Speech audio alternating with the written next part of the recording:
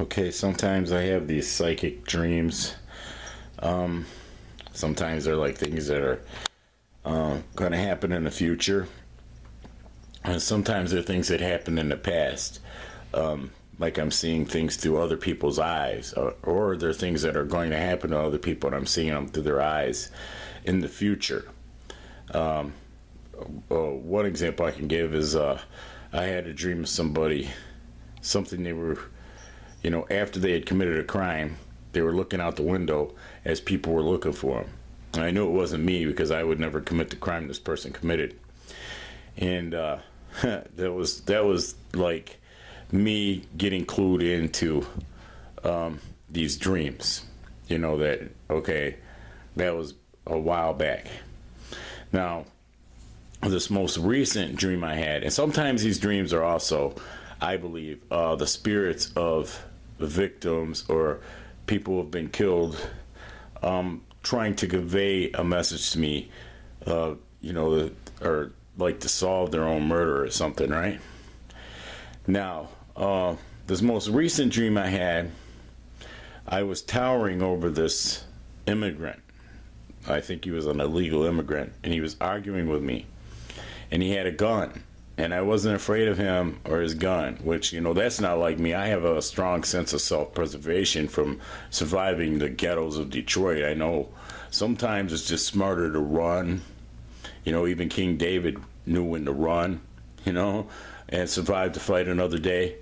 Well, in this dream, I wasn't smart like that. I towered over this little immigrant, and we were arguing. I don't remember what we were arguing about, but I do remember the threat that he was going to shoot me in my head, and I still kept arguing with him, and he shot me in my head, and as I was falling to the ground, I fell on top of him.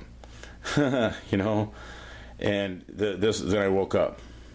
Now, this was my most recent dream. I don't see how it could be me because I'm kind of small. I'm small enough that, if I had some fat displacement to my ass and hips, I could pass for a woman. It's like that's how small I am. So it's like I could never tower over. This person was probably as tall as I am that fired off the shot. So I'm thinking it's either somebody that died and they were trying to convey a message, or something that's going to happen to somebody. All right. Now, I also remember this other dream series I had when I was 16 years old. I kept having this dream of it was like the end of the world for millions upon millions of people. In the dream, I saw planes and shit like that, missiles in the air, and then the people were dead. And I remember at the time being grieved about it, but at the time I didn't know what I know about the world and people. Now I wouldn't be so grieved about it because that's how many people not causing unnecessary suffering on other entities like animals and other people. So yeah, I was grieved about it, and something worked in my spirit recently to go back to those dreams and kind of imparted in my spirit that hey, this psychic prediction, whatever you want to call it, this dream is like it's set to take place that many years after your death, when you're that age again. So it's like I'm 16 again this year from when I died 16 years ago. You see? So it's like that, I think, is what I'm deciphering all this. I'm getting like code from the spirit. The spirit doesn't talk to you in words. It works into your spirit and into your mind, how your mind works. That's why God wants your mind to work a certain way so that he can interact with you. He doesn't give it to you like, just going to speak it out openly, because they can do that to you. They can now they can impart voices into your head. Okay. The sub-spirits, who control the subhumans. The subhumans have technology that they can do this now.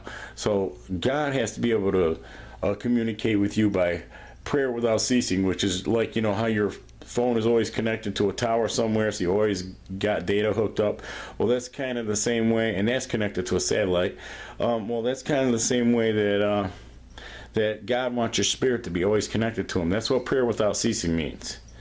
So, you know, you're not supposed to be standing at the wall somewhere praying, or you carry around a rug and you got to get down on your knees. No, the true elect of this end era, they're always in a state of prayer. A portion of their spirit is always connected to God. It's always in a state of prayer. That's the prayer without ceasing. You're connected like their eye gadgets are connected to the internet at all times. You see? So I lost my train of thought. I keep losing this one. For some reason, I keep forgetting to bring it up every time.